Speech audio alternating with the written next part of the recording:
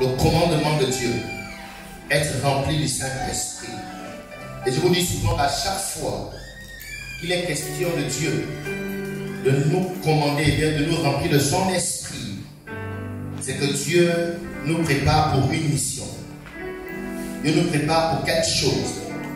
Dieu nous prépare pour une saison. Alléluia. Alléluia. Est-ce que vous pouvez être vivant ce matin, les amis? Amen. So,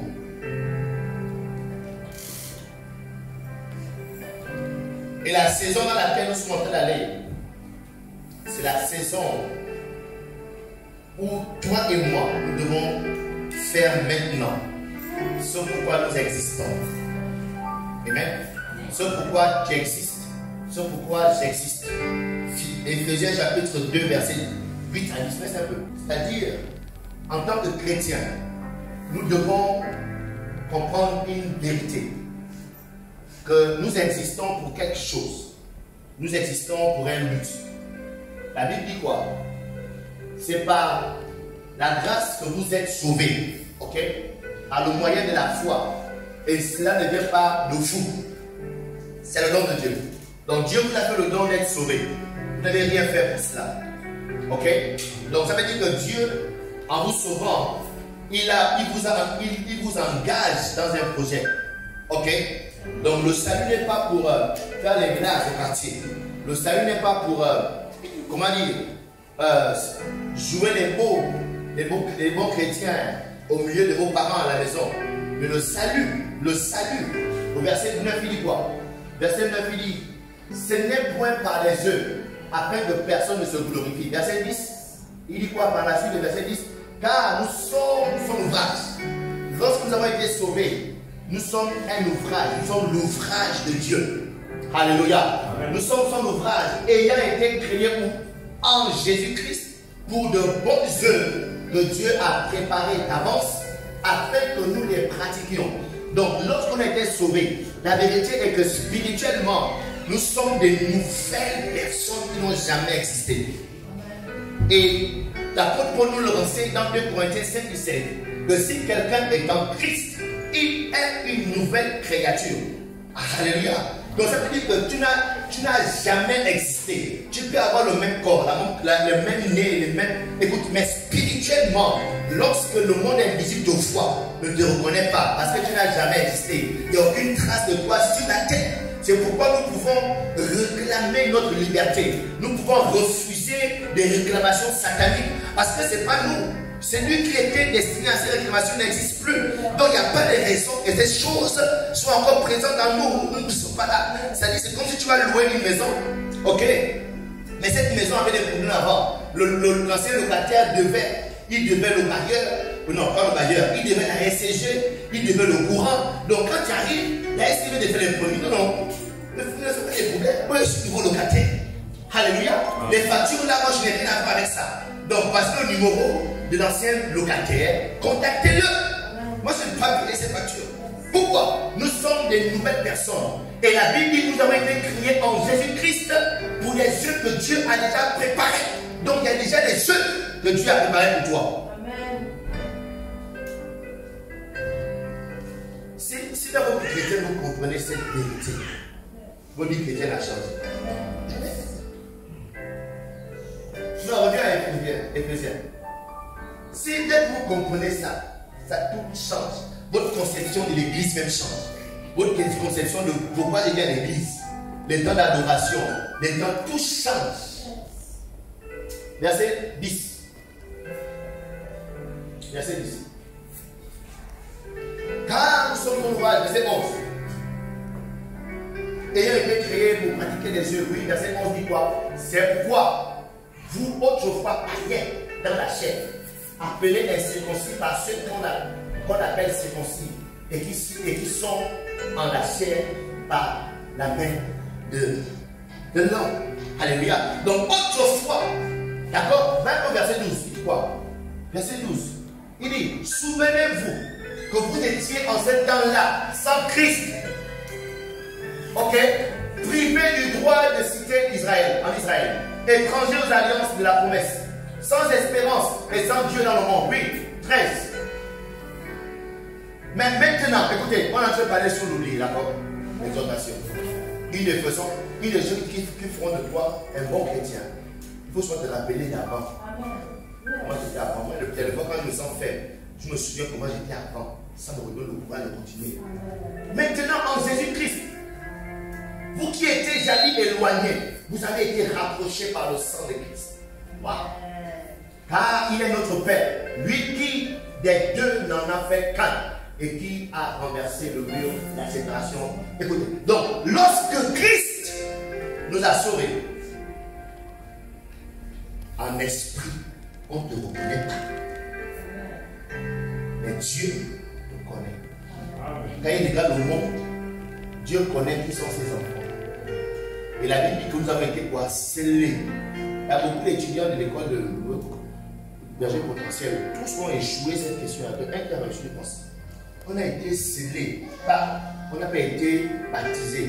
On a été scellés par le Saint-Esprit. Vous vous rappelez la question de l'étudiant là? Que vous convertissez bien berger potentiel. Vous pouvez échouer sur la question là. Nous avons été scellés. C'est-à-dire qu'il y a une marque qui a été déposée sur nous. De sorte que du monde du ciel, Dieu sache, reconnaisse, identifier tous ses enfants. Alléluia. Donc ce qu'il dit ici, car Christ est notre Père. D'accord? Le 13, on a fini avec ça. Ok? Donc, je suis en train de vouloir vous expliquer un fait. Qu'en tant que chrétien, il y a des œuvres qui se préparent. Oubliez votre vie. Essayez de penser aux œuvres. Qu'est-ce que Dieu a déjà préparé pour moi? Alléluia. C'est comme tu es employé dans une entreprise. Tu ne vis pas avec des problèmes à la maison. Tu peux avoir des problèmes à la maison avec des parents. Ou bien, mais dès que tu arrives au bureau, tes problèmes restent dehors. Alléluia. Amen. Les dossiers d'attente, peu importe les problèmes. Ok? Donc, dès que vous êtes chrétien, les amis, je vous promets qu'il y a des choses que Dieu attend de vous. Il y a des choses qui sont déjà préparées. Il y a des dossiers qu'on a déjà bien rangés. De tel dossier, c'est la sœur X qui va les traiter. Tel dossier, c'est le frère Y qui va les traiter. Donc, assieds-toi, traite tes dossiers. Vous comprenez ça bien? Et je vous dis constamment, cette église, elle est là pour faire des disciples. C'est pourquoi nous allons beaucoup insister sur ce fait. Il y a des œuvres, les amis. Il y a un vrai christianisme qui existe. Sortez du faux christianisme. Sortez de la religion. Sortez de la religion. Sortez de la religion où tu cours dimanche et tu viens à l'église toute la semaine. Ça dit, tu es. Ça c'est de la religion. Et aucune religion n'ira au ciel. Alléluia. Ce sont les enfants de Dieu qui vont au ciel. Ok? Et tout le monde n'est pas enfant de Dieu. À ceux qui ont cru, qui l'ont reçu, c'est à eux-là qui donnent le pouvoir de devenir enfant de Dieu. Et si tu es l'enfant de Dieu, moi j'ai 2 enfants par la grâce de Dieu maintenant. Et tous les jours je les vois à la maison. Et je les vois parce que ce sont mes enfants. Je ne vous vois pas tous les jours chez moi à la maison. Parce que biologiquement on est de mes enfants. C'est normal que je ne vous vois pas. Vous voyez, il faut un protocole. Il faut appeler, prendre un rendez-vous, demander si tu peux passer. Ou bien, parce que vous êtes mes enfants biologiques, donc il faut un protocole. Mais mes 2 enfants, il n'y a pas de protocole. Ils sont là. Donc si vous sommes enfants de Dieu, les amis, vous voulez établir des protocoles avec Dieu. Alléluia. Donc, sortez du christianisme des dimanches. Vous faites montre pas votre appartenance à Dieu. Et un autre fait que je vais encore dire, je vais parler de mon cœur encore. On n'est pas dans le message. Un autre fait que je vais dire, c'est le christianisme, c'est. Il n'existe aucun christianisme sans sacrifice. Amen. Si vous voulez bien un christianisme où il n'y a pas de sacrifice, vous ne serez jamais des chrétiens accomplis. Amen. Alléluia. Amen. Quand vous voyez des grandes communautés, les grandes ONG, entreprises, chacune d'elles ont leur symbole, leur pins, leur logo. C'est les pins, non? Il y a d'autres, les grandes banques, tu vas voir UBA, BGFI, quand tu vas dans le bureau d'un des agents, hein, il a son pins pour montrer qu'il a son appartenance. Alléluia. Et chaque logo, celui qui l'a conçu va t'expliquer, d'accord, ce que ça signifie. Et ça a un rapport avec ce qu'on fait à l'intérieur. Alléluia. Donc, nous les chrétiens, on a aussi un logo. On a un pins. Et notre logo, c'est la croix. Alléluia. Et la croix signifie, on connaît, dès que tu vois la croix quelque part, ça veut dire quoi? Dès qu'on voit la croix signifie la mort. Alléluia. Quand tu vois les croix quelque part, ça veut dire non, forcément c'est un cimetière. Cimetière, ça veut dire pour les gens qui sont morts. Derrière le signe de la croix, c'est la mort. C'est le sacrifice. C'est l'endurance, c'est le fait de souffrir. Alléluia. Donc le signe du christianisme, la marque du christianisme, c'est la mort. C'est le sacrifice.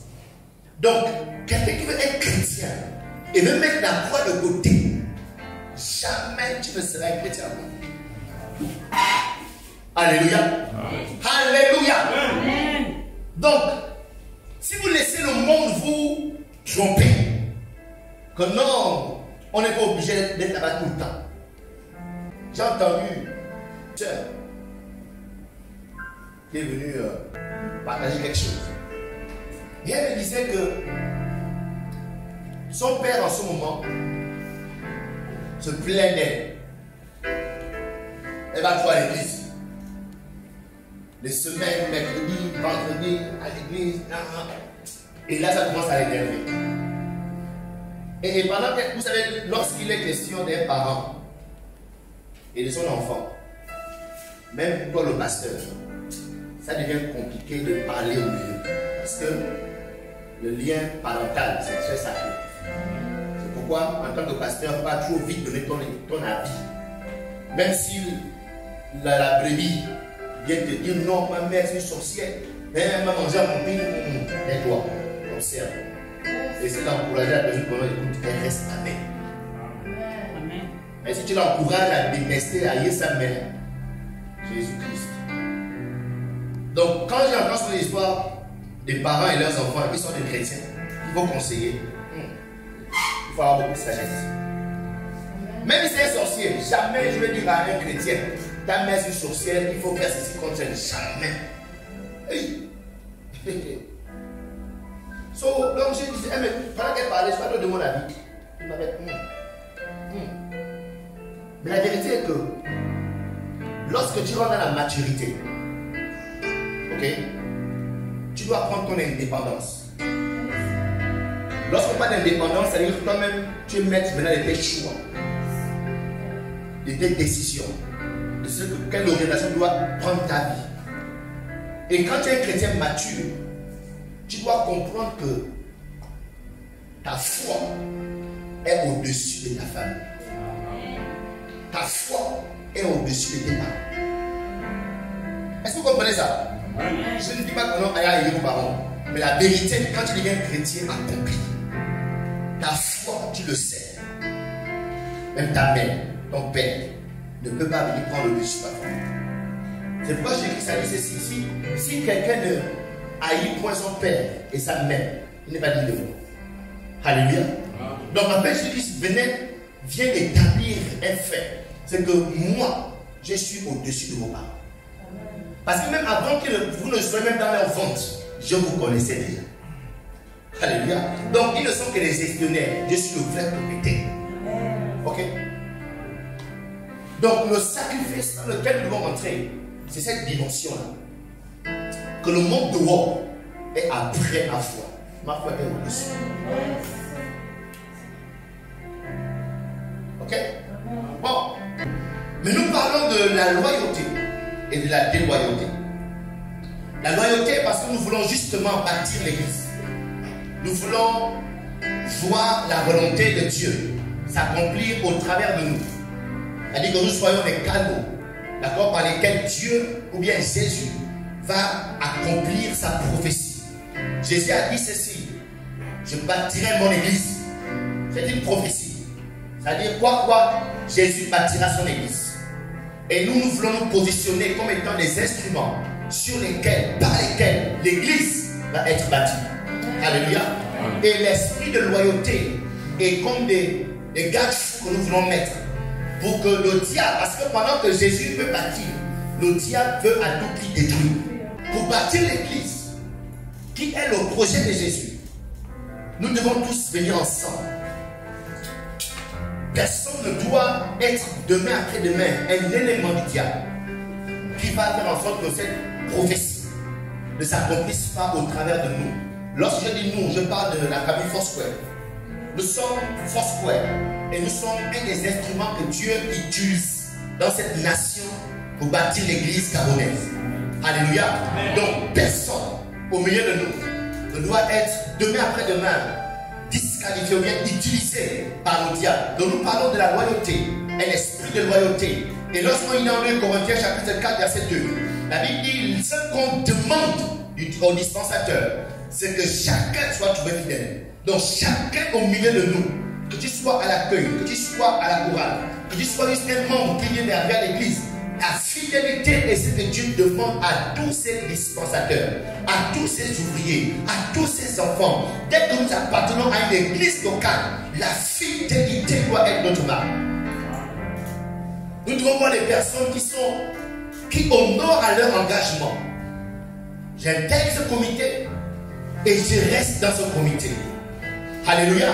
J'intègre cette église et je reste dans ce... C'est-à-dire on doit être fidèle. Chacun à son niveau. Et c'est pourquoi la dimanche dernier, je bénis le Seigneur pour les personnes que les gens honoraient à leur engagement, d'apporter leur mairie et tout. C'est très bien. C'est très bien. Parce que si nous avons des infidèles au milieu de nous, on ne peut rien construire avec des infidèles. Pour construire quelque chose, on a besoin que les gens soient constants, fidèles, permanents. C'est pas aujourd'hui tu es là, demain tu n'es pas là. Aujourd'hui tu dis oui, demain tu dis non. Aujourd'hui tu dis oui, dans 2 heures tu dis peut-être. On ne peut rien construire. Pour construire une maison, la première chose qu'on met en place, ce sont des piliers. Avant de monter une maison, on doit avoir quoi? Des piliers, c'est-à-dire des poteaux, des choses qui vont rester statiques, qui seront là et sur lesquelles on a posé la maison. Alléluia. S'il n'y a pas la fidélité au milieu de nous, on ne peut pas bâtir la maison de Dieu. C'est pourquoi la Bible dit ce qu'on demande, c'est que chacun soit trouvé comment? Fidèle, permanent, constant. Ok? Amen. Donc, la semaine dernière, on a parlé d'un élément par lequel le diable passe pour justement empêcher au projet de Dieu de se réaliser. C'est faire partir les gens des assemblées. Faire quitter les gens. Tu es dans un groupe, tu quittes. Tu es à la chorale, quelque chose s'est passé, tu n'es pas d'accord, je quitte la chorale. Tu es à l'accueil, quelque chose s'est passé, tu n'es pas d'accord, je quitte le comité. Tu es responsable, quelque chose s'est passé, je quitte. Et lorsqu'on parle de quitter, ce n'est pas toujours que toi tu prends la décision de quitter. Mais c'est souvent qu'on te chasse. À cause d'un mauvais comportement. C'est-à-dire on te fasse partir. On dit, toi quitte, on te force à partir. Pourquoi? Parce que toi-même, tu as développé des mauvaises habitudes qui ont poussé à ce qu'on te mette dehors. C'est ce qui s'est passé avec Lucifer et avec Adam. Adam n'a pas décidé de lui dire quitte. Mais il a adopté une attitude qui a poussé Dieu à le faire partir. Lucifer n'a pas décidé de quitter lui-même. Mais il a adopté une attitude qui a poussé les anges, Michael, Gabriel, de le faire comment? Partir. Donc ne pose pas des actes. N'adopte pas des attitudes qui vont nous pousser à te faire partir. Donc quitter, ce n'est pas que tu décides toujours de quitter. C'est que tu nous forces à te faire quitter. Ok? Donc le premier esprit qui amène les gens justement à quitter, l'esprit de Lucifer. Donc tu dois te battre avec toi-même, te battre avec tes émotions, te battre avec tes idées, pour rester comment? Pour rester fidèle, pour rester loyal, pour rester humble, pour rester soumis, pour rester constant. C'est un combat avec toi-même, avec ta chair. Si tu laisses ta chair, tu laisses tes émotions te diriger, Lucifer viendra et t'amènera à quitter. Mais que cela ne soit jamais ton partage. Que l'esprit de fidélité et de loyauté soit ton partage au nom de Jésus. Et ce matin, nous parlons d'un deuxième esprit qui amène les gens à quitter. Rappelez-vous, quitter, il y a deux facettes. Toi-même, tu quittes, tu nous forces à devenir. Ce deuxième esprit s'appelle l'esprit d'indépendance.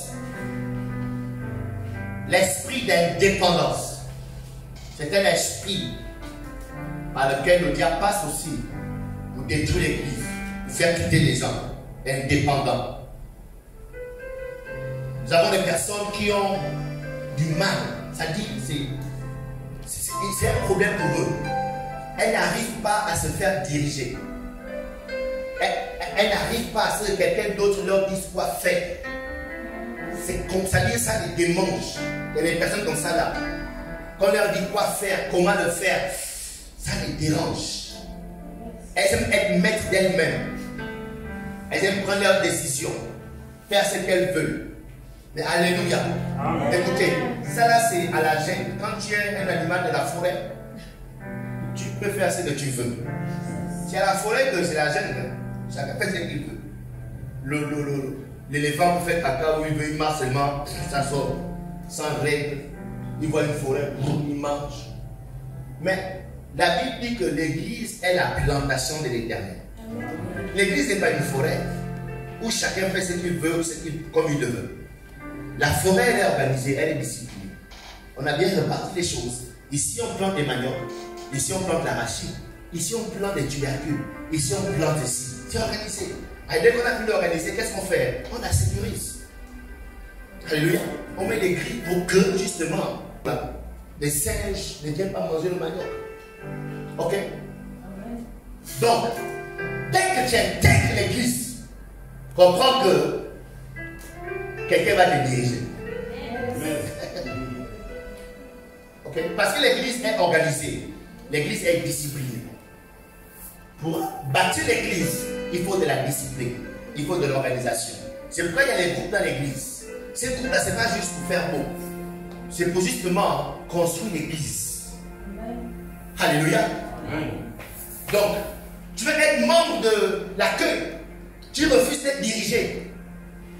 Tu veux être membre des médias, tu refuses qu'on te dise quoi faire, comment le faire. Et même quand les gens ont mal fait et que tu essaies de les réprimander, tu sens, en fait, elle peut ne rien dire. En fait, quand tu sens une onction qui sort d'elle, il y a une onction qui dégage parce qu'elles ne sont pas d'accord avec ta façon de leur répondre. Elles ne sont pas d'accord. Quand tu sens qu'il y a une onction, alléluia. Yes. Je suis un petit pasteur. Le petit temps que j'ai été pasteur, j'ai expérimenté ces choses. Du coup, vu que comme tu veux la paix, tu n'es pas là pour détruire les gens. Tu veux t'imposer. Tu attends d'abord que le petit démon la passe d'abord. Avant de devenir pas de personne. Alléluia. Yes. L'indépendance, on veut être libre de nos mouvements. L'indépendance, on veut venir à l'église quand on veut. L'indépendance, on veut venir à l'église quand on a décidé. On ne peut pas t'appeler comment viens à une réunion. C'est-à-dire, c'est trop te demander. Écoute, si tu es à l'église, l'église est comme l'armée. Et dans l'armée, j'ai parlé à un parent avec qui j'ai vécu, qui est soldat. Mais le pasteur Aristide nous dit souvent que son père était un soldat. Et il y a des fois, ils étaient à table en famille, en train de manger. Dès que le téléphone sonne, le commandant de son père, ça dit peu importe la position de son père assis à table, il se met debout. Il est parti. sans rien dire à la famille, excusez-moi, j'arrive, ok, maintenant, non, il s'est directement souhaité, pam, il est parti. Peu importe ce qu'il faisait, on l'a appelé un commandement. Viens, on a besoin de toi. Et l'église, c'est la même. Et si on doit réfléchir, avant de te demander de venir, avant de te donner une instruction, une orientation, on va beaucoup réfléchir. Non, ça veut dire qu'il y a un esprit d'indépendance. C'est-à-dire qu'il faut te laisser faire des choses. Maintenant, après, si vous voulez, maintenant, je peux me pointer. Donc, les esprits indépendants, la responsable des chorales, c'est pas moi, tous les vrais chrétiens, non pas les vrais, tous ceux qui sont chrétiens depuis, jusqu'à présent, tous sont d'accord que les groupes qui ont tous ce problème, c'est la chorale. D'accord? La chorale, il n'y a pas à compliqué. Parce que ils occupent le poste de Lucifer. Donc Lucifer les frappe plus. C'est le poste qu'il avait. Lui, c'était un chantre. Donc du coup, les chantres, ils occupent le poste de Lucifer sur la terre. Ça les énerve encore plus. Donc ils les attaquent encore plus. Donc quand une chante n'est pas un peu spirituelle, elle devient un bon instrument de Lucifer. Yes. Et c'est pour vous que dans les coups des chants, ce sont des grossesses, des jalousies, des bagarres, des rébellions. Ça dit toutes des choses bizarres. C'est des chants. Mais pas nos chants, n'est-ce pas? Hein? Je veux donner la chose. Vous pouvez dire amen. Ok? Alors, venons tous aujourd'hui. La respect prend un décret pour le mois de mars. Pas de perruque, pas de lissage. Tout le monde vient avec ses vrais cheveux. Les cheveux que Dieu lui a donnés. En mars, pas de perruque. C'est une instruction là, j'ai dit cette instruction. Pas de perruque, pas de lissage. Comme elle a ce matin.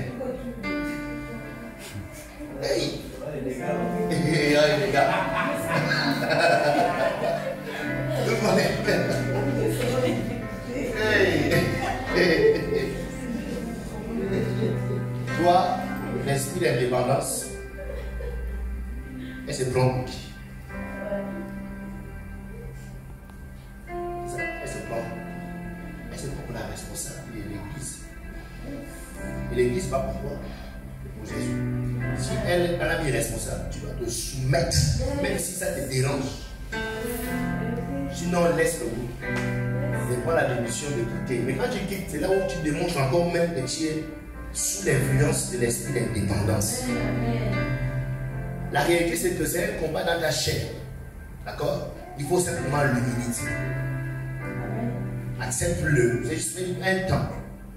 Et tu verras qu'à la fin de ce temps, ta vie spirituelle va prendre un plus. Ok? Alléluia. Dans la response, je te donne une instruction pour checker un peu la variété des membres du comité. Tout le monde, pas de perruque, pas de tresse, les cheveux juste.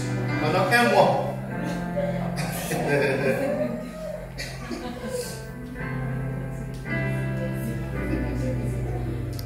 Donc lorsque ces personnes ont une autorité sur elles, ça les dérange. Elles n'aiment pas. Elles préfèrent rester électrons libres, appartenir à rien. C'est pourquoi vous verrez souvent, il y a des gens dans l'église, ils ne veulent pas intégrer un comité. Parce qu'ils ne veulent pas qu'on leur dise quoi faire, comment le faire. Alléluia. Yes. Et la dernière fois, je vous ai dit que dans la forêt, il y a deux animaux qui sont en général qui aiment souvent rester seuls. Il y en a deux. Bon, il y a plusieurs, mais je ne les connais pas tous, mais il y a deux qu'on voit souvent seuls. C'est l'électron libre. Ils n'aiment pas être au bout. Ce sont les serpents et les lézards. Donc quand tu veux être un électron libre dans l'église, laissez-moi, je suis tranquille, je viens, je suis mon culte. Bye bye. Je reviens du monde, je suis mon culte. C'est pas ça le christianisme. Ce sont les serpents qui sont comme ça. Et les lézards. Ils veulent être seuls dans leur coin. Vivre seuls, ils sont électrons libres. Mais toi, tu n'es pas électron libre. Tu es une brebis du Seigneur. Amen. Et tu appartiens à une famille. Tu appartiens à un corps. Alléluia. Alléluia. Donc tu dois accepter la cohabitation. Tu dois accepter l'unité. D'accord? Du corps de Christ. Un flot avec lui. Et ne pas laisser l'esprit d'indépendance prendre le dessus sur ta vie. Donc pour éviter ça, pour que vous ne soyez jamais saisi par l'esprit d'indépendance, vous devez vous remplir de l'esprit d'humilité. Alléluia. Vous devez prier que l'esprit d'humilité soit votre partage. Si c'est votre cas, que vous n'arrivez, c'est-à-dire, vous avez du mal à ce que quelqu'un vous dise quoi faire. Même à la maison, quand ton grand frère te demande de faire quelque chose, ça t'énerve.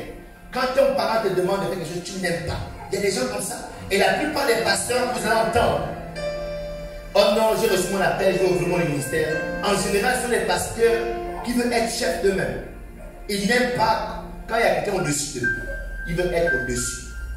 Ils veulent avoir un trône élevé. Et nous savons celui qui a eu ça, c'est Lucifer. Il était dirigé par Dieu. Et non. Son cœur s'est levé. Il dit: il faut aussi établir mon trône au-dessus de Dieu. Pourquoi ça l'énervait tout le temps? Il attendait les hommes de Dieu. Il lui dit: non, mais écoutez, à 24 heures, assemblée générale, ça l'énervait. Alors qu'à cette heure-là, il est dans un bon temps avec ses brebis, ses membres. Assemblée générale, à 24 heures, il ne fait pas ça. Lorsqu'ils vont diriger la louange, lui-même il était inspiré. Il n'est pas quand il dit: non. Ne prends pas cette note, chante ce chant. Il n'aimait pas ça. Ça l'énervait. Et il dit: c'est comme ça. Moi-même, je me révélerai. Ok? Donc, priez beaucoup pour l'esprit d'humilité. Souvent, ce programme est un. En fait, quand tu checkes bien, tu n'es pas un. Et l'une des grandes formes de l'orgueil, c'est le temps que tu sois convaincu que tu es humble. Le fait d'être calme ne veut pas dire que tu es humble. Il y a des gens, souvent, en général, ce sont les gens qui sont calmes et flegmatiques. Les gens flegmatiques, en général, sont des gens très orgueilleux. Mais leur calme là, ils ne font pas que non, ils sont. Ils ne disent rien, ils ne répondent pas. Mais leur cœur, c'est plein d'orgueil. Alléluia. Donc, il faut beaucoup prier. Priez pour votre cœur. En tant que chrétien doit être humble. C'est l'orgueil qui a habité Satan, qui a habité Lucifer. Et l'a amené à être précipité du ciel. Donc ne laissez jamais l'orgueil, peu importe la forme que l'orgueil va prendre dans ta vie, de remplir ton cœur. Jamais. Jamais. Matthieu 9, 37. La Bible dit: alors, il s'assit, appela les 12, et leur dit: si quelqu'un veut être le premier, là c'est l'église, là c'est la sagesse de l'église. Si quelqu'un veut être le premier, il sera le dernier de tous et le serviteur de tous. Ça c'est la sagesse de Jésus. Si tu veux être chef, tu dois être l'esclave. Dans l'église, ce sont les serviteurs qui dirigent. Ce ne sont pas les chefs qui dirigent. Dans l'église, ce sont les derniers qui sont les dirigeants. Même ceux qui sont établis responsables. Ne prenez pas ce titre ou bien cette position comme les titres du Carpio. Quand lorsqu'on le premier ministre, dont tout le monde avait pied. Bon, en tant que responsable, bon, vous les membres, rangez les chaises. C'est vous les membres, moi je suis comme le responsable, allez, pliez les chaises. Tu es là assis. C'est moi le responsable. Baillez la salle. Tu es là assis. Non. Ça c'est dans la forêt qu'on fait comme ça. Là. Dans la forêt, c'est ça. Mais dans la plantation de l'Éternel, c'est le chef qui range les chaises. C'est le chef qui baille l'église. C'est le chef qui se met devant pour montrer l'exemple. Yes. Et la sagesse, écoutez, lorsqu'il est dans Jacques chapitre 3, verset 15, la Bible parle d'une sagesse du monde. C'est une sagesse, ça ne veut pas dire que c'est une sagesse. Ok? C'est une sagesse, mais du monde. Ça veut dire que non, la sagesse c'est la fonction que tu penses. C'est quoi la sagesse? La façon que ta tête pense. Comment tu penses? Comment tu agis dans la société? Ça demande la sagesse. Et le monde a une sagesse. Ok? Cette sagesse n'est pas celle qui vient d'en haut, mais elle est terrestre, charnelle, diabolique. Donc il y a des types de sagesse. Il y a une sagesse qui vient d'en haut, qui est charnelle, diabolique et terrestre. Ok? Mais dans le royaume de Dieu, il y a une sagesse qui dit que si tu veux être le dirigeant, tu veux être le responsable, tu dois être le serviteur. Amen. Donc il doit courir derrière les gens, il doit laver les pieds. Quand ils viennent des choses. Amen. Ça, c'est la sagesse d'en haut, qui est comme ça. Un est responsable. Donc, ici, il n'y a pas de chef. Tu croises les pieds. Tu commandes les gens. Hé, toi, viens, ramasse ça. Toi, viens, fais là-bas. Non, non. Là, c'est la sagesse du monde qui est comme ça. Ok? Amen. Donc, Jésus le démontre. Si quelqu'un veut être le premier, qu'il soit le dernier. Ça veut dire quoi? Être dirigeant n'est pas une si mauvaise aspiration. Ok? Être dirigeant n'est pas une si mauvaise aspiration. Mais comprends que dans cette aspiration, si tu veux être, tu vas être le dernier. Ok? Dans la version parole vivante, la Bible dit ceci. Jésus s'assit, appela les 12 et leur dit: si quelqu'un désire occuper la première place, qu'il prenne la dernière et se fasse le serviteur de tous. Vous comprenez bien? Est-ce que vous comprenez bien? Donc, si quelqu'un veut diriger, si quelqu'un veut être le dirigeant, et cette personne soit le serviteur de tout le monde. C'est le qualificatif par lequel, dans l'église, on promeut les gens. Ok? Pour qu'une église marche, on doit mettre on doit positionner les personnes qui ont l'esprit d'humilité et de service. Si on met à la tête d'une église des patrons, l'église n'ira nulle part. Ok? On met des serviteurs. On met des esclaves. Ce sont ceux qui sont positionnés dans la maison de Dieu.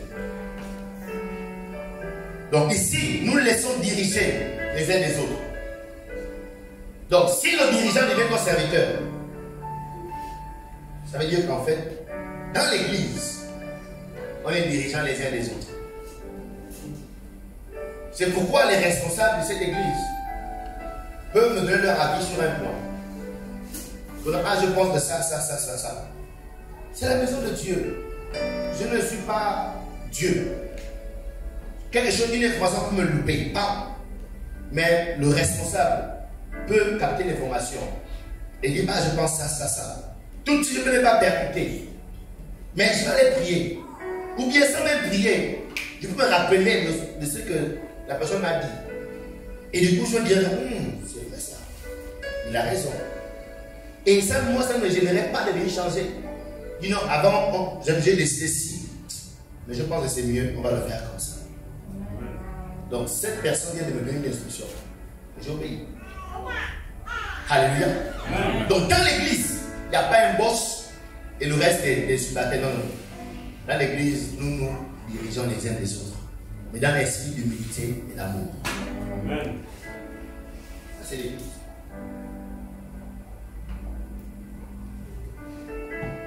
Donc vous devez comprendre ceci.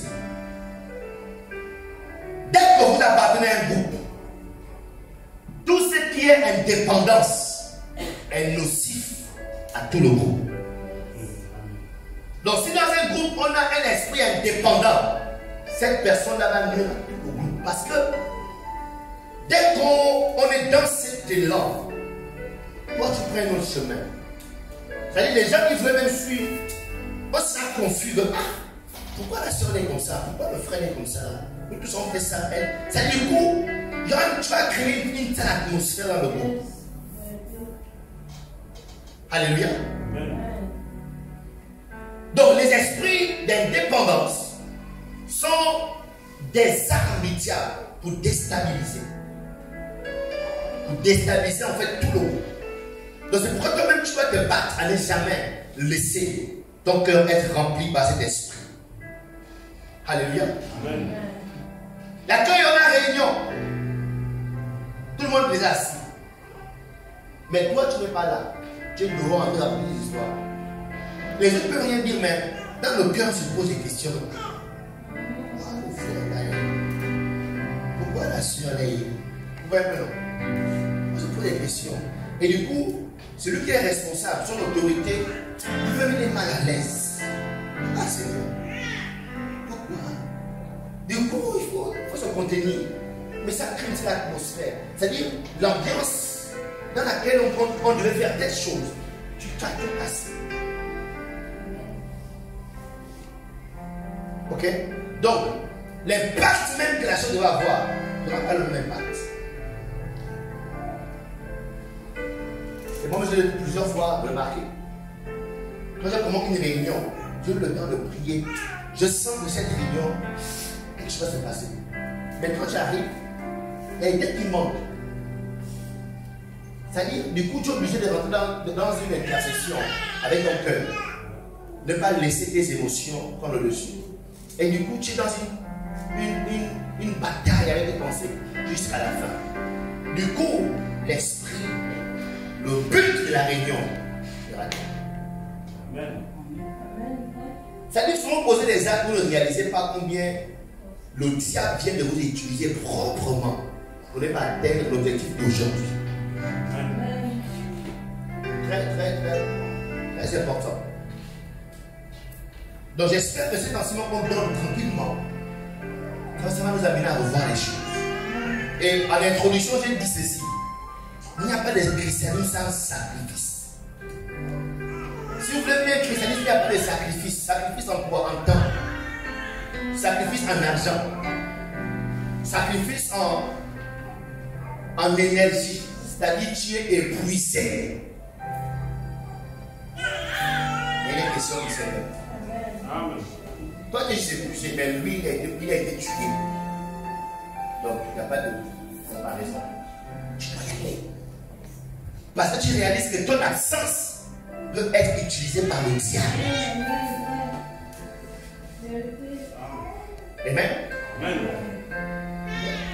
C'est important. Donc vraiment que le Seigneur nous donne de grandir dans la connaissance de ces choses. Pour terminer avec cet esprit, nous prenons l'exemple de... Il dit que c'est quoi le cancer? Le cancer, c'est simplement une partie de la chair qui décide de se développer au détriment des autres. C'est ça le cancer. Donc tu as le sein, mais il y a la chair, une partie de ta chair décide de gonfler. Sans que le cerveau, c'est le cerveau qui contrôle le corps, sans que le cerveau ne donne l'instruction à la chair de gonfler, la chair décide de gonfler. C'est ça le cancer. Ok? Et lorsque tu es un esprit indépendant, tu as une dépendance et que tu décides de faire des choses seul, tu deviens un cancer pour le monde. Tu deviens un cancer pour l'église.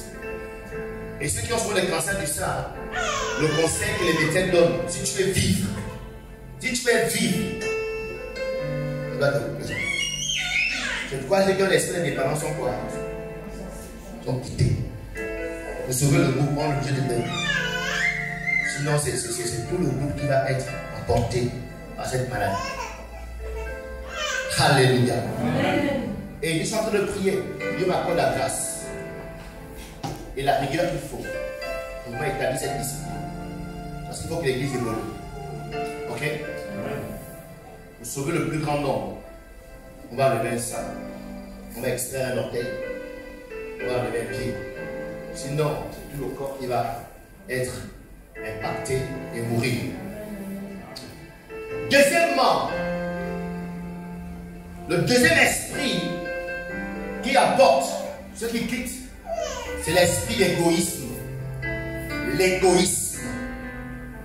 Lorsque vous entendez qu'une personne est quittée, à l'intérieur de son départ, il y a de l'égoïsme. Cette personne est égoïste. Ézéchiel 34, verset 17 à 19. et vous, mes brebis, ainsi parle le Seigneur, l'Éternel. Voici, je jugerai entre brebis et brebis, entre bélier et bouc. Est-ce trop peu pour vous de paître dans le bon pâturage? C'est-à-dire, est-ce que c'est trop vous demander pour que vous fouliez de vos pieds le reste de votre pâturage? C'est-à-dire, tu as fini de manger et tu mets le sable. Il y a un plat où tu viens préparer le plat. Tu as mangé, tu es rassasié. Maintenant, qu'est-ce que tu fais? Tu prends le sable, tu verses dans le reste.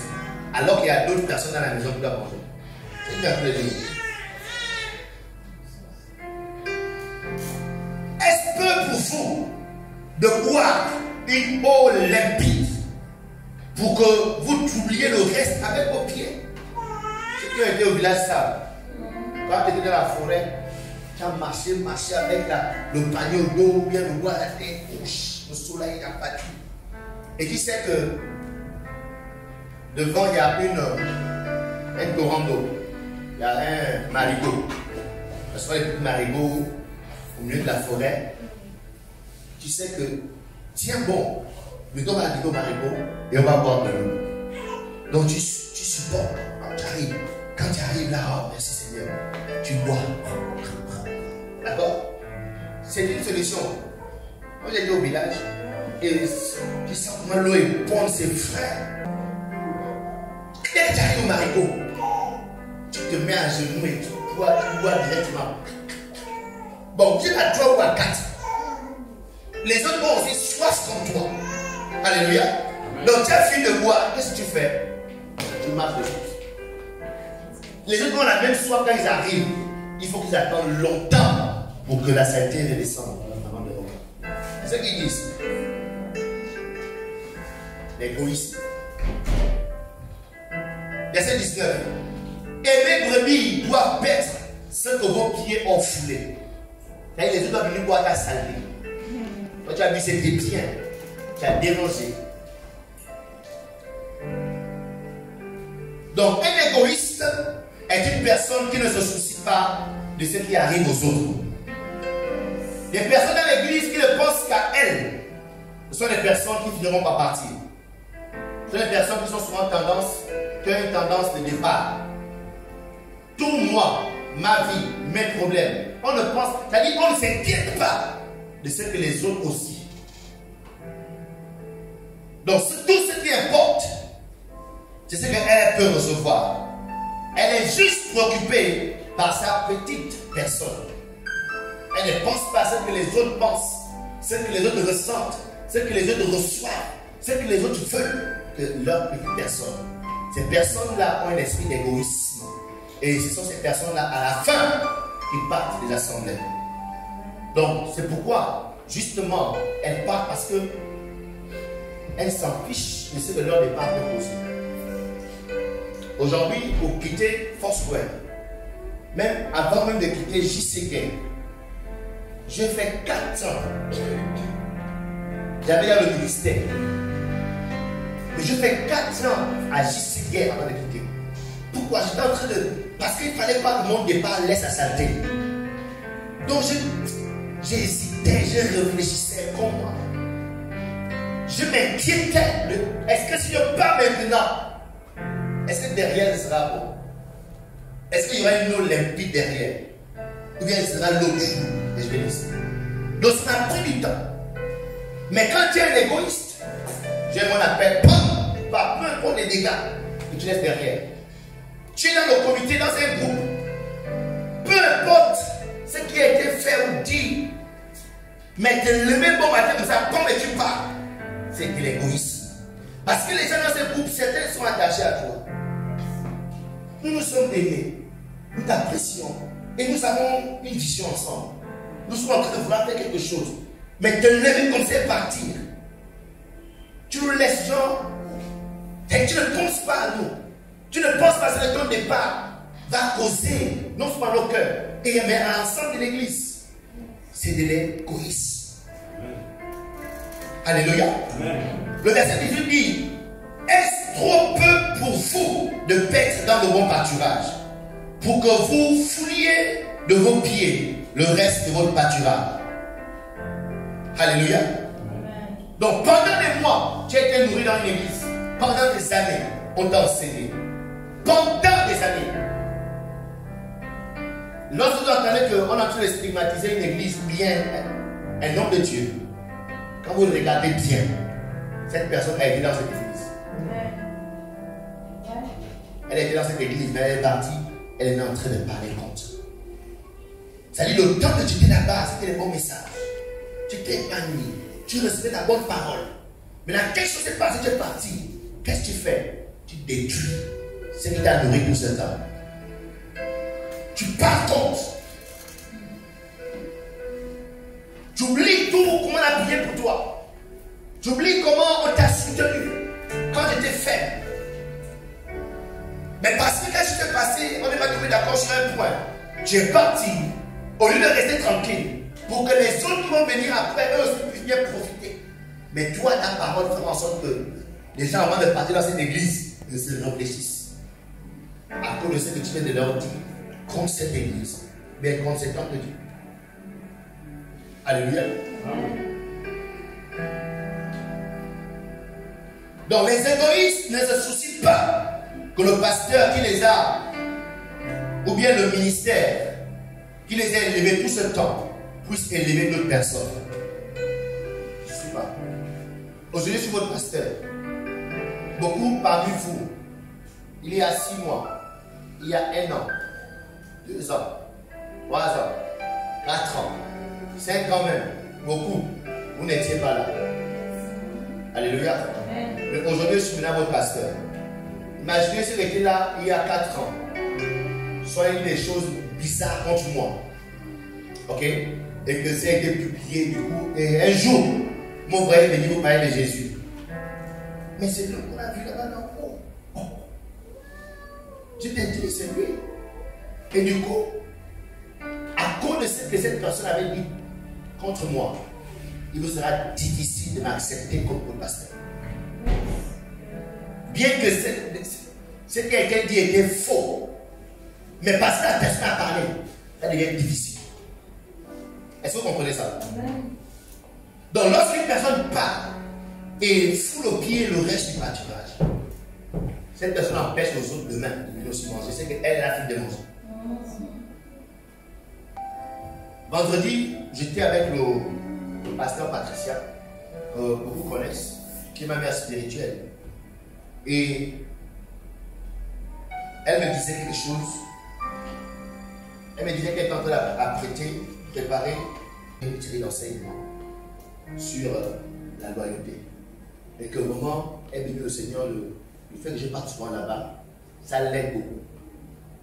Parce qu'elle m'a beaucoup utilisé comme exemple. Que on ne vous empêche pas de partir. Mais partir ne veut pas dire qu'il faut détruire là où vous avez été. C'est ça. Alors vraiment, je te dis merci. Vraiment, ce que tu fais, ta loyauté, tu enseignes beaucoup de tes frères aussi. Nous pouvons se comporter. Ok? Donc, je suis parti. Je n'ai pas hurlé dans la nourriture, mais dans l'eau. Je suis parti. J'ai laissé l'eau libre. Donc, demain, d'autres aussi doivent venir boire la même eau, manger la même nourriture. Pourquoi est-ce qu'ils doivent salir bien cracher dessus? C'est de l'égoïsme.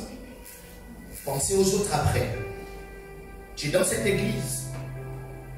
Tu es en train de servir Dieu. Un bon matin, pam, tu pars, tu es fâché. Et là-bas dehors, tout ce que tu vas croiser, tu connais l'église. Hey, l'église là, c'est leur église. C'est entre eux, c'est leur petit groupe de. Un petit cercle. Le pasteur là même, c'est un franc-maçon. Il a fait des grosses voitures. C'est un franc-maçon, il a fait des pactes. Puis encore, quand tu vois que l'église a explosé les branches, on devient méga église. Et puis, moi j'étais là-bas, je connais bien comment il a commencé. C'est pas possible que en temps de temps l'église devienne comme ça. Là. Je te dis que même dans son bureau, il y avait sur un petit truc là-bas, je vois. Et d'accord, les gens ont des arguments. Ils ont des arguments. Et là, celui qui t'a écouté, même si on il a la peine de venir, il a envie de se réfléchir. Ça, c'est quelle église ça? Ou l'église là, le pasteur a l'air bon. Mais toutes les. Quand tu vois ces responsables, il n'y a que les femmes. Ce sont ces maîtresses. Ah, ça va ça. Ce sont ces beaux. Les gens parlent, je vous dis.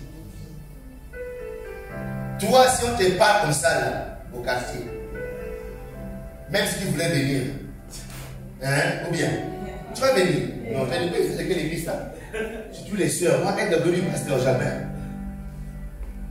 C'est quelle église? Surtout les frères, on pense à les aimer en plus. Quand ils entendent qu'un pasteur finit les soeurs dans l'église, les frères, on n'aime pas. En fait, on n'aime pas parce qu'on est jaloux, on voudrait être comme lui. Bon, comme ce pasteur, qui pourrait le faire, c'est pas vrai. Ok? C'est ça que les gens font. Et c'est comme ça qu'il y a beaucoup de personnes aujourd'hui qui refusent Jésus à cause de ces chrétiens égoïstes qui ont rétrogradé. Ils sont maintenant les bars en train de raconter n'importe quoi. Donc quand tu viens prêcher l'évangile à tel chrétien, il a juste la prédication du chrétien égoïste. Et dans les églises, les pasteurs sont comme ça. Ils pensent comme ça. L'argent des dîmes. Quand tu dis dîmes, tout le monde connaît ce qu'on dit. Dîmes, source des souffleries des pasteurs. Les gens ont tellement prêché contre les dîmes. Offrande. Même aujourd'hui, dans ma famille, quand mes parents me mettaient, oh pasteur, il n'y a pas l'argent des offrandes là. Laisse-moi individuer des offrandes là, pasteur. Pourquoi? Il y a un chrétien égoïste qui un jour allait mal parler contre les offrandes. Moi, j'étais au caissier de l'église. J'étais la gestionnaire des offrandes. L'argent pouvait rentrer comme ça là. On pouvait avoir l'argent rentrer. Dès que tu tournes le dos, l'homme de diable. Il te dit, oh, les gens parlent.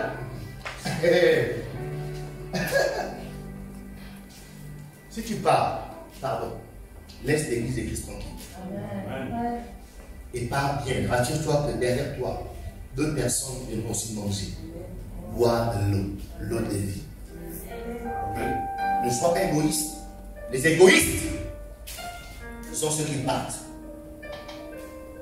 Mets ta main sur le cœur, dis Seigneur, vivez bien, Seigneur. Je refuse l'esprit égoïste dans ma vie. Au nom de Jésus. Pour terminer, l'autre esprit qui est à l'œuvre dans la vie de ceux qui quittent les églises, c'est l'esprit de fierté. Oh, lui là. Ah, les gens sont trop fiers. Lorsque cette personne, par exemple, a une situation sociale un peu différente des autres, surtout si cette personne est au-dessus socialement, financièrement du pasteur, il y a beaucoup de ministères qui souffrent parce que dans leur église, ils ont des personnes qui ont ce que eux n'ont pas. Le pasteur n'a pas cette catégorie A. Il n'a pas la voiture qu'il a, il n'a pas le compte en banque qu'il a, il n'a pas les maisons qu'il a. Il n'a pas la vie sociale qu'il a. Puis encore de temps en temps, c'est le pasteur qu'il appelle. Oh, en ce moment, oh, maman, mon fils, en ce moment, la maison c'est compliqué. Le loyer là. Oh, vraiment, il y a un peu le riz pour tes petits frères. Oh, mon frère, vraiment, il y a 23 jours, tu nous vois là, on est obligé de gêner. Dans une église, l'esprit de fierté. Et ce sont les pasteurs qui sont dirigés pas par le Saint-Esprit, mais par l'esprit de fierté qui habite dans les gens. Alléluia. Amen. C'est pourquoi nous sommes dans une génération où Dieu rend prospère ses serviteurs. C'est dans cette génération. C'est-à-dire, Dieu bénit ses serviteurs. Il s'assure à ce que sa bénédiction, les choses sur les serviteurs, ne soit pas explicable. C'est-à-dire même le membre qui est à la caisse, qui gère les offrandes, quand il regarde ce que l'homme de Dieu a, et il vérifie est-ce que l'argent est là, l'argent est bien là, mais l'homme de Dieu ne fait qu'avoir. Nous sommes dans cette génération. Parce que ceux qui ont l'esprit de fierté ont souvent cette pression qu'ils mettent sur les responsables. Lorsque vous avez dans un comité, quelqu'un qui est par exemple plus âgé que le responsable, il y a cette fierté-là que je suis quand même plus grand. Donc ne parle pas comme ça. Je peux donner plus de respect. Quand tu me parles comme des autres, il faut bien placer tes mots. Tu conditionnes le responsable. On est dans l'église, forcément il y a le respect dans l'église. Ça, il n'y a pas besoin que tu m'intimides. Alléluia, tu m'intimides. Et là, quand vous êtes à une réunion, et que cette personne est vraiment une grande, bien un grand parmi les autres, ça dit quand toi le responsable te parler, essaie que ce que tu dis là, c'est pas à elle. Toi, tu es grand, on ne te parle comme ça. Donc, tu parles au petit. Yes. L'esprit de fierté. Ézéchiel 28. Vous savez pour quel là? La Bible dit quoi? Par la grandeur de ton commerce. On parle de Lucifer. Par la grandeur de ton commerce, tu as été rempli de violence. Tu as péché. Je te précipite de la montagne de Dieu et je te fais disparaître, chérubin protecteur, du milieu des pierres étincelantes. Ton cœur s'est élevé à cause de ta beauté.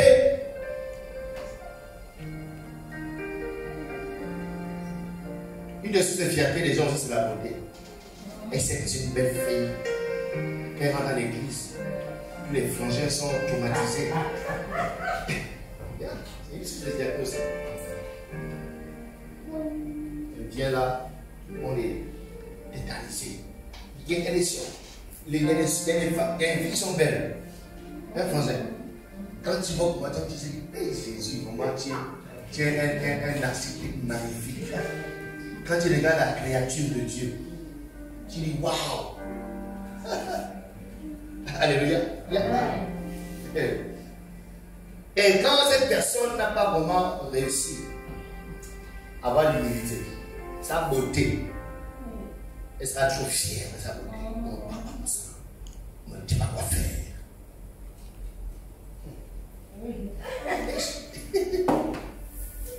À cause de ta beauté, tu as corrompu ta sagesse à ton éclat. Je te jette par terre. Je te livre en spectacle au roi. Hey! Par la multitude de tes iniquités, par l'injustice de ton commerce, tu as profané tes sanctuaires. Je fais sortir du milieu de toi un feu qui te dévore. Je te réduis en cendres sur la terre, aux yeux de tous ceux qui te regardent. Les gens qui ont un semblant de stabilité sociale, financière, stabilité relationnelle. Il y a des gens dans l'église parce qu'elles sont mariées. Il ne faut pas, moi je suis une femme mariée, on ne parle pas comme ça. Je sais pas. Oui, il y a des gens parce que c'est une femme mariée, il ne faut pas lui dire comme ça là. C'est une femme mariée. Et quand tu es son responsable et qu'il y a l'esprit de certains même, et que malheur à toi si tu es célibataire, Jésus. C'est comme si c'est un diplôme qu'un personne a eu. Ne parle pas, je suis une femme mariée. Tu ne dois pas me parler comme ça. Me respecter. Et quand il a dit ça, tout le monde vient là-bas pour me respecter.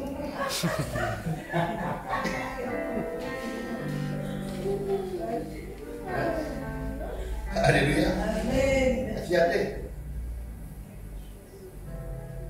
Fierté, quand elle vient à l'église, tout le monde, elle a la voiture. Et toi, le responsable, tu n'as pas de voiture. Tu viens et tu transpires. Tu fais une réunion. Sans s'appuyer. Quand tu te parles.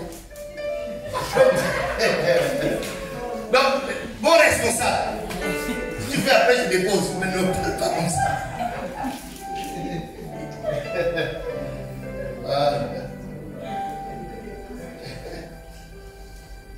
la voiture. Elle est la voiture, tu n'as pas la voiture. Il y a la voiture, tu n'as pas la voiture.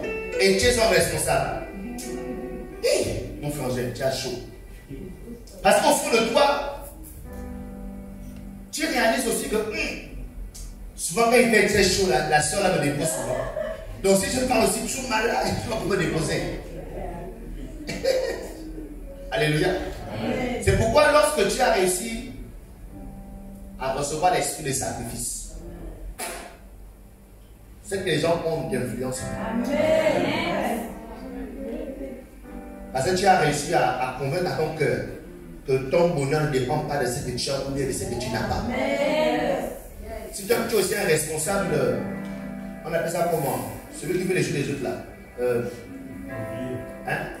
Envieux. Qui a la convoitise aussi. Qui aspire aussi à gagner les choses de ce monde. Hey! Là maintenant, ça devient compliqué. Parce que effectivement dans ce groupe, tu ne seras plus le responsable, tu seras l'assistant de celui qui a la voiture. C'est-à-dire qu'il va t'indiquer juste par les yeux, pendant que tu parles. Tu changes de langage. Là, mon influenceuse, mon influenceur, elle est en train de dire non, tant pas comme ça, la part il est là-bas. Si tu continues, je te dépose plus. Donc, non, je vous dis les vérités, mais ce sont des choses qui se passent dans les églises. Alléluia. Alléluia. Si cette personne de temps en temps te donne 10 000, de temps en temps t'achètes un sac de riz, tu es son pasteur, de temps en temps tu fais des courses à la maison. Pire encore, si c'est tel qui paye, c'est lui qui paye l'école de tes enfants. Et tu es son pasteur. Et tu as des réunions où tu es fâché, tu as envie de blâmer les gens. Blâme tout le monde, ne blâme pas cette personne. Dès que tu commences à faire des blâmes, la personne va juste, elle est assise, elle va juste faire ça. Moi, sur ta chaise. Pour dire attention, je suis là. Alléluia. Yes. Esprit de liberté. À l'œuvre dans la vie de ceux qui quittent. Si tu insistes trop, il dit ok, bye bye. Restez avec votre église. Elle dit j'amène toute ma puissance avec moi, toute ma beauté. De toute façon, ce comité de mars, c'est grâce à moi. Cette église est comme elle est. Alors les 4 testaments qu'ils ont achetés. D'ailleurs, l'estrade là, c'est moi qui donne mon argent. Donc on ne parle pas comme ça, on ne parle pas des sacrifices. Cette église, les carreaux là, c'est moi qui ai donné. Donc on ne parle pas des sacrifices. Moi, j'ai acté une dimension de sacrifice, ne parle pas des sacrifices. Hein? Que Dieu nous aide. Lucifer, l'égoïsme, la fierté, trop fier. Donc lorsqu'on prend des donations, lorsque les gens font des dons à l'église, on va prendre, on va pas refuser. Mais moi derrière ton don là, tu fais des prières. Je prie pour ton cœur. Que ce que tu viens de faire ne soit pas comme comptable. Que non, Dieu fait, donc, pasteur, demain après demain, attention. Hey, je m'en fous de ce que tu fais ou pas. La vérité que moi là, franchement, moi, même si tu achètes un immeuble à Foursquare, hey, gloire à Dieu pour toi. C'est Dieu qui a tué ton cœur. Gloire à Dieu pour toi. Moi là, franchement, je vais rester dans mon couloir. Je ne tue pas des sacrifices. Je vais parler d'humilité, de constance. Je vais parler de là. Si c'est toi et que tu dis que non, ce truc. Même dès que tu es fâché, que tu reprends ton immeuble, on te donne pas, c'est pas pour toi.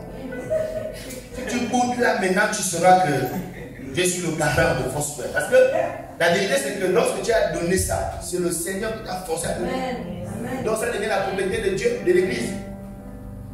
Tu ne diras pas que je suis fâché, je reprends l'esprit. Hey! Mon frère, non, tu vas me trouver sur le chemin. Tu ne prends aucun esprit, ce n'est pas pour toi. Le Saint-Esprit t'a convaincu.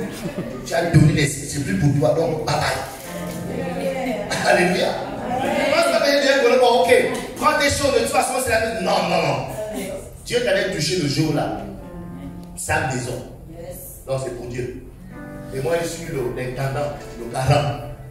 Si tu peux venir prendre ça là, frangin, je sais que le Seigneur sera d'accord avec moi. pour mettre en moi l'esprit de force pour se bagarrer avec toi. Mais moi, je serai sous l'influence de cet esprit pour faire la bagarre. On ira à la police. On ira devant les tribunaux. Amen. Amen. Voilà. So, même si tu as gardé le reçu que j'ai pour toi, hein? Si vous voyez, lorsqu'on enregistre les églises, l'église n'est pas enregistrée comme étant une entreprise, bien comme c'est enregistré comme une association à but non lucratif. Ça veut dire quoi? L'église vit des dons. Donc, tu ne peux pas réclamer ton don dans une association.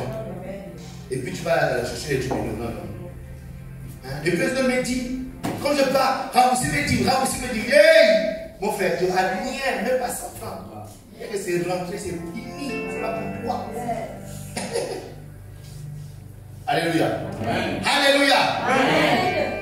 Et il y a une chose que je voudrais dire depuis récemment dans mon cœur, depuis un temps, que lorsque vous donnez des livres à l'église, ce n'est pas une tontine pour dire que non, j'ai donné l'argent, j'attends qu'on me donne quelque chose. Bon, je ne sais pas comment expliquer ça. Ça dit, depuis un temps, ça monte dans mon cœur que le fait que tu donnes ta dîme constamment, le jour où tu as un problème et que l'église ne t'aide pas, ne te dis pas que non, et pourtant je donne mes dîmes, non. Pourquoi ne... Non. L'église, ce n'est pas ta tontine que parce que tu as donné forcément qu'il y aura un retour. C'est Dieu qui va te donner, demande, prie. Seigneur, si malade, guéris-moi. La terre que l'église te donne. Alléluia. L'église a un programme et on suit ce programme. Et l'argent que tu donnes comme la dîme sert à ce programme. Si, gloire à Dieu, ta maladie tombe dans le programme de l'église, on le fait sur la base du programme, pas parce que tu donnes, on te donne. Non, non, non. La preuve, même ceux qui ne donnent pas, on leur donne. Ok?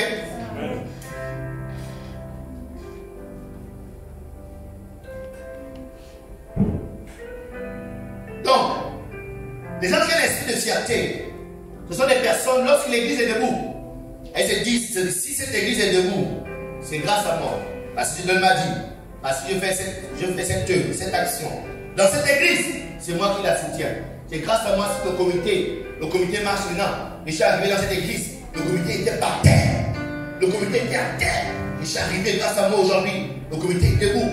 Je suis arrivé dans cette église, il n'y avait pas de pianiste. Hein? Et puis là, il y avait la bonne musique dans l'église. Hein? C'est grâce à moi. Parce que la musique a une puissance. Si l'église arrivait, parce que moi j'étais là. Hein? Un projet. C'est grâce à mes doigts que l'église est remplie. Grâce à moi, le comité média n'existait pas. Je suis arrivé, j'ai investi, j'ai donné. Donc, on ne me parle pas comme ça là. C'est grâce à moi. Si ce comité existe, marche. Ok? Donc, l'esprit de fierté t'amène à revendiquer. Revendiquer ce que tu as fait. Revendiquer tes droits. Revendiquer tes positions. Revendiquer tes œuvres dans la maison de Dieu. Et sur la base de ça, on ne doit pas te dire ça ou ça ou ça. Si on continue, tu pars. Et les gens feront comment ça va tomber. Ça va tomber. Ça va jamais tomber. La même chose que tu es venu, tu as fait. Le Seigneur aura d'autres aussi qui viendront. C'est moi qui amène les gens ici. Et puis je suis arrivé, l'église ne grandissait pas. J'ai commencé le programme d'évangélisation. Voilà, maintenant l'église est remplie. Et puis on parle comme ça là. Les gens sont malhonnêtes. Le pasteur là, il est grand, à bâtard. Les gens parlent, les amis. Donc à cause de ça, ne parlez pas.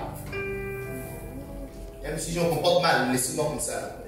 Je suis un pilier de cette église. Je ne sais pas moi. Donc l'esprit de fierté.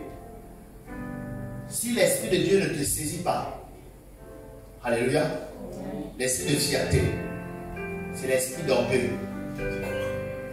C'est exactement ce que Satan avait. C'est cet esprit que Lucifer avait. Beaucoup de ceux qui désertent les églises, ils désertent l'église par l'orgueil. Ce sont des personnes qui n'ont aucun respect ni la crainte de l'autorité établie. Lorsqu'une personne ne craint pas l'autorité établie, ne craint pas le responsable. On dit par exemple dans le comité choral, c'est la responsable immédiate qui est établie. Et que tu es dans son comité, ça dit qu'il n'y a pas une crainte. Les amis, on doit avoir la crainte les uns envers les autres. La crainte, c'est le respect. Il ne faut pas avoir peur. La crainte n'est pas parce que la personne peut te faire quelque chose. Non, non, non. La crainte, c'est juste, tu crains la position qui lui a été donnée. Ce n'est pas tant la personne. Parce qu'elle est responsable. Il y a une posture que tu ne peux plus avoir, que tu ne dois pas avoir. Il y a un langage que tu ne peux pas tenir. Il y a des réponses que tu ne peux pas avoir. Même si tu es fâché, reste silencieux si tu veux. Réponds après. Alléluia. Yes. Donc l'esprit de fierté, d'orgueil, n'hésite pas à dire ce qu'elle pense, peu importe que ça heurte le responsable d'autorité ou pas. Donc ces personnes, ils voient leur supérieur comme leur égal. Surtout si vous avez appris ensemble. Eux, on a appris ensemble. Ou bien si toi tu es arrivé. Ou bien pire encore, si quand tu es arrivé à l'église, c'est elle qui t'a dirigé, qui t'a enseigné les bases chrétiennes. Elle t'a enseigné la parole de Dieu. Maintenant tu deviens son responsable. C'est-à-dire que pendant que tu parles, tu vois comme son enfant. Et toi, moi je t'ai vu venir, donc s'il te plaît. Moi, s'il te plaît, tu ne parles pas, tu sois depuis quand. Ça fait déjà 10 ans que je suis en Christ. Quand tu viens d'arriver hier, non, tu ne me dis pas quoi faire. Ok?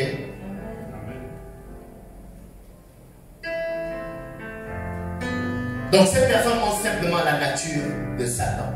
Simplement. C'est ça la nature de Satan. Lorsqu'il y a l'orgueil dans la vie de quelqu'un, c'est juste Satan. L'orgueil, c'est la nature de Satan. C'est pourquoi vous devez à tout prix, dans votre secret, beaucoup prier. Priez pour l'humilité. Priez beaucoup. Seigneur, remplis mon cœur d'humilité. Ne te laisse pas mentir à tes pensées que tu es humble. L'humilité, ce n'est pas rester silencieux. D'ailleurs, une forme d'orgueil, c'est rester silencieux. Alléluia. Yes. Donc dans Job 41, verset 33, la Bible dit, sur la terre, nul n'est son maître. C'est-à-dire Satan, sur terre, personne n'est son maître. Il est son propre maître. Personne ne le dirige. Ok? Donc si tu ne peux pas être dirigé, c'est Satan sur cette terre qui n'est dirigé par personne. Alléluia. Sur cette terre-là, chacun est dirigeant de quelqu'un. Dans l'église, moi je suis là, j'ai beaucoup de personnes qui me dirigent. Plein de personnes qui me dirigent.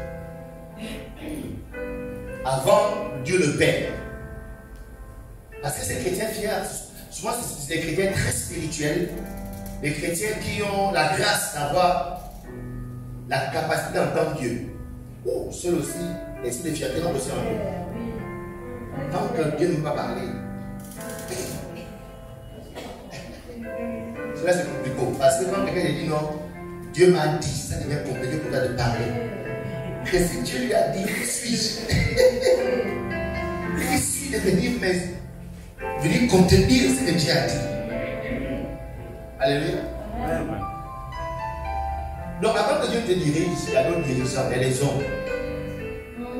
Moi j'ai beaucoup de dirigeants au-dessus de moi, plein de personnes. Je dois le faire ci, faire ça. Ce matin, le pasteur Aristide m'a appelé et j'étais pressé parce que j'étais en retard. Parce qu'il voulait prier pour moi. J'ai arrêté tout ce que je faisais, je me suis assis. Mais mon cœur était dehors que je parte. Je me suis assis. J'ai pris le temps.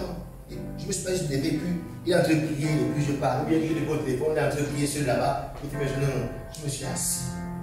Prends le temps d'écouter sa prière. Là, il ne me voit pas.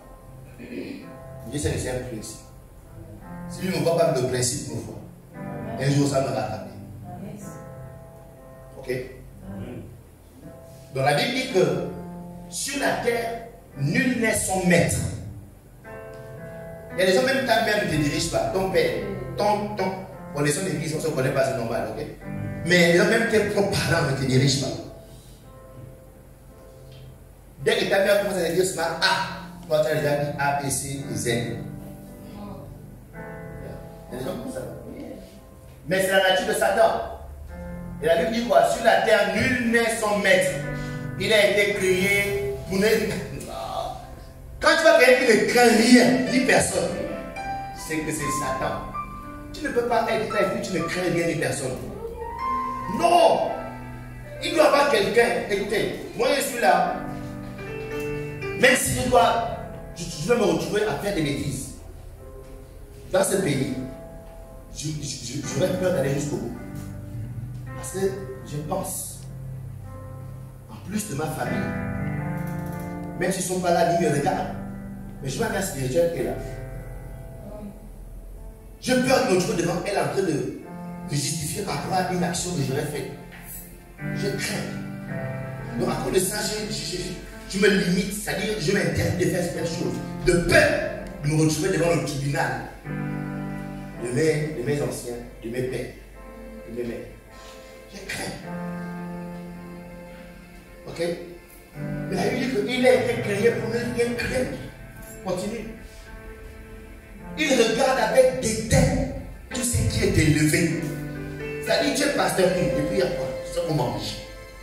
Tu es responsable, il y a quoi même? Avec dédain, il regarde. Tu es dans le comité, et puis quoi? Tu es responsable, et puis quoi encore? C'est toi qui me nourris. Ah, bata. C'est-à-dire, il paye même mon loyer. Dédain, c'est Satan, c'est Satan. Dès que tu as cette pensée, à partir d'aujourd'hui, souviens-toi que c'est Satan qui te parle dans l'oreille. Donc fais Satan l'oreille. Satan, quitte mon oreille. Non, il faut bien gifler. Souvent, il colle. Il faut bien gifler l'oreille comme ça là. Quitte mon oreille. Il est le roi des plus fiers. Et ça dépend. Les gens sont fiers. Fiers de leur position sociale. Fiers de le nom de leur famille. À l'église, on s'en fout du nom de leur famille. Non, excusez-moi, vous savez que moi je parle comme ça. Mais dès que tu es à l'église, écoutez, nous on a le nom qui est élevé au-dessus de tous les noms. Donc le petit nom de ta famille là, ça n'arrive. Le nom que nous avons est élevé. Donc ne laisse pas le nom de ta famille te faire croire que c'est élevé. C'est plus grand que le nom de notre famille. Famille de Dieu. Jésus. Je m'appelle Jésus et Komi Alain. Je pense qu'il y a un nom qui est plus grand que ça. Quand notre père, tu t'appelles XY, à cause de ça, on doit te regarder autrement. Non. Il est le roi des plus fiers. Donc les gens qui quittent souvent, leur fierté a fait en sorte qu'ils n'acceptent pas la discipline, ils n'acceptent pas les réprimandes, ils n'acceptent pas qu'on leur dit quoi faire. Ils sont trop fiers. Ils doivent être les fiers, les orgueilleux. Ils sont des personnes qui doivent laisser leur opinion marcher, être mis, être exécutés. Ils ne doivent pas laisser d'autres personnes devant. Les gens fiers. Les gens fiers, ils aiment être vus. Ils aiment occuper les premiers rangs. Ils aiment être devant. Dès qu'on les change un peu, quitte. L'esprit de Lucifer est à l'œuvre. L'esprit de fierté est à l'œuvre dans la vie de ceux qui partent. Que jamais cet esprit ne vienne à te garder, mais que l'esprit de loyauté et d'humilité te remplisse ton cœur. J'ai dit que l'esprit de loyauté et de fidélité remplisse ton cœur au nom de Jésus. Ce matin, je suis en train de vouloir te dire que c'est le jour où tu seras tenté. Si un jour tu viens encore à être tenté, si un jour tu viens encore à être amené à critiquer ton pasteur, critiquer ton leader, comprends, souviens-toi que le diable est dans un processus juste à te faire quitter. Si quelque chose te déplaît et tu entraînes ça à la maison et que tu reparles de ça, je t'en supplie, souviens-toi de ce message, que c'est l'action de Lucifer qui a commencé dans ta vie. L'objectif, c'est de te faire partir. L'objectif, c'est de t'amener à rétrograder, à te soustraire de l'église. L'objectif, c'est que Lucifer veut donner un coup à l'église. Lucifer veut déstabiliser l'église. Souviens-toi, lorsque tu seras pas en accord avec une instruction, avec une décision de ton leader, souviens-toi que lorsque tu t'assieras pour pouvoir médire, pour pouvoir critiquer, pour pouvoir te plaindre de ce qui a été décidé, souviens-toi que Lucifer vient de commencer le processus de destruction de l'église. Il vient juste de commencer le processus de renversement de la maison de Dieu. Souviens-toi que jamais tu ne dois être un instrument qui détruit l'église.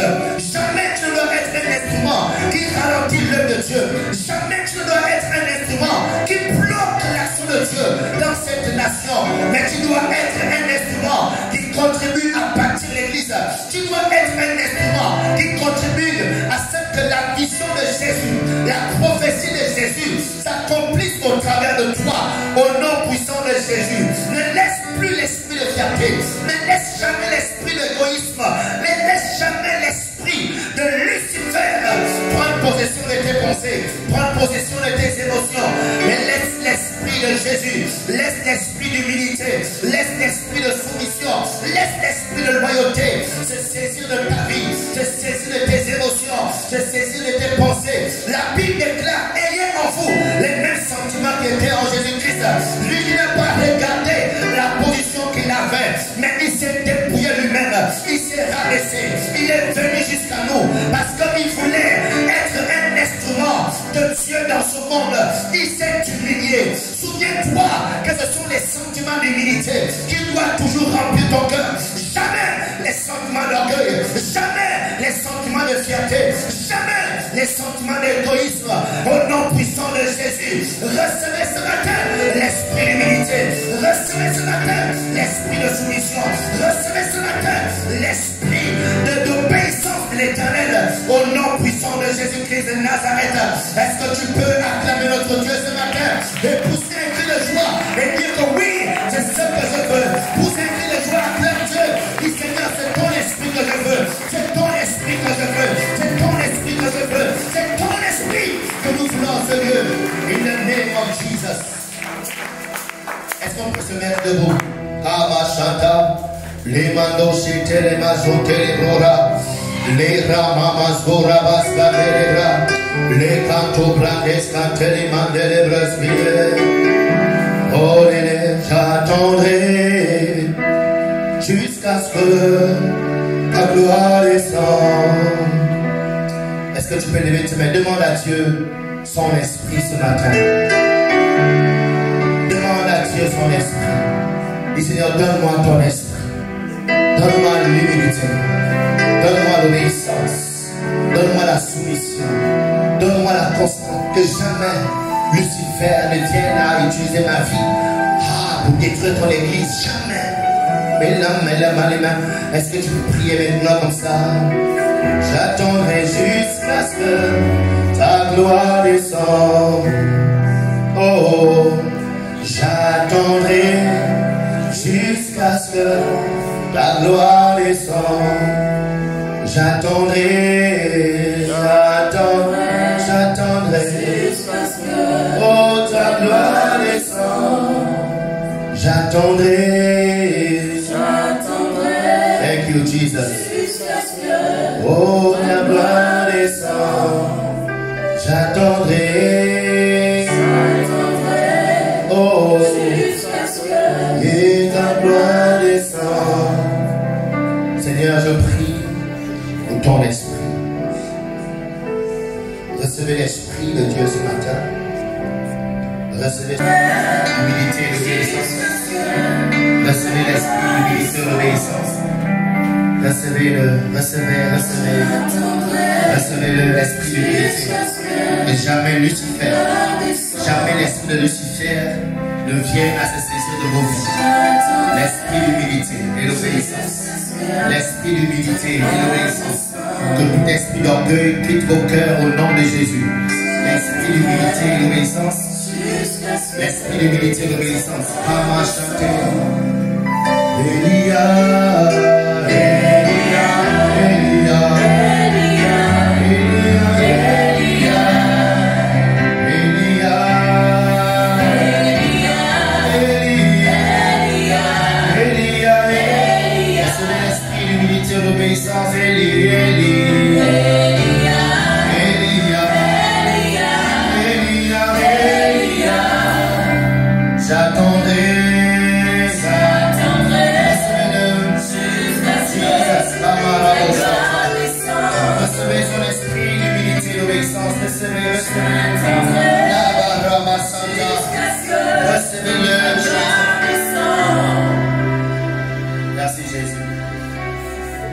Si tu es là ce matin et que tu as pris la décision d'accepter Jésus-Christ comme Seigneur et Sauveur, et tu es parmi, tu as été invité, mais ici tu ne l'as jamais fait, et tu as pris la décision de le faire, lève ta main, je vais prier avec toi ici.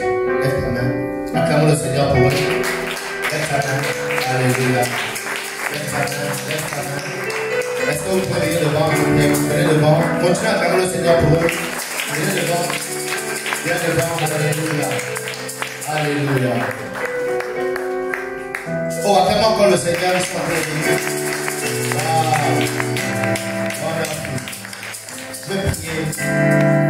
Répétez après moi. D'accord? Seigneur Jésus. Merci pour ton amour. Merci ce matin. Tu m'as donné ta parole. Et j'ai compris que tu es mort pour moi. J'ai compris que j'ai besoin de toi dans ma vie. Et ce matin, je t'accepte dans ma vie comme mon Seigneur et mon Sauveur. À partir d'aujourd'hui, je veux le suivre. Je vais être enfant de Dieu. Je veux me détourner de ce monde. Au nom de Jésus. Satan, écoute-moi. Satan, écoute-moi. Je ne t'appartiens plus. Mon corps ne t'appartient plus. J'appartiens à Jésus. Tu libères ma destinée. Tu libères mon corps. Au nom puissant de Jésus. Amen. Amen. Je vais prier. Père, merci pour tes enfants. Je te les recommande. Alléluia. Tu as donné ta vie pour ces deux personnes. Ton sang a coulé. Merci Jésus. Merci parce que par ton sang, tu les as réconciliés avec le Père.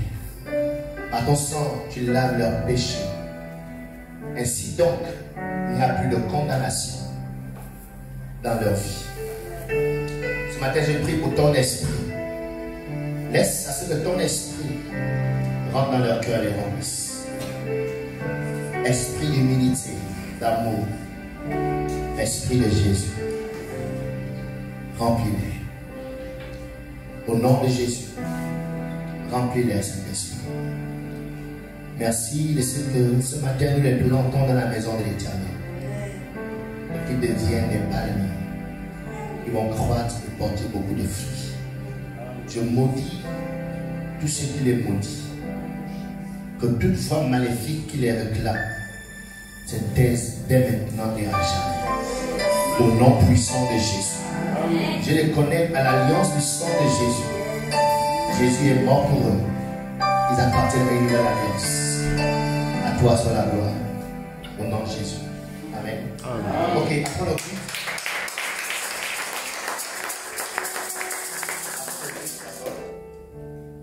Je vais vers cette salle.